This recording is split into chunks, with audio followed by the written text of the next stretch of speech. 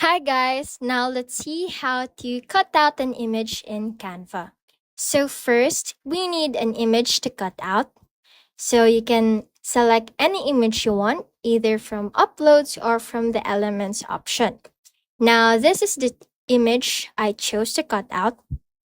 So first, let's check if the image is set to background or not. So right click the image.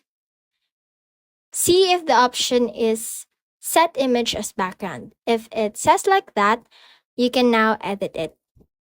So now, for the non-pro users, the only thing you can do is click the image, click the crop, and then resize it to rectangle or square. But you can't cut it out. So for the pro users, what you can do is click the image. On the upper options, you can see BG Remover. So when you click it, it will automatically remove the background. And now you have the image cutout. So this cutout, you can drag it and place it anywhere in your design. So that's it. That's how you make an image cutout on Canva. See you soon!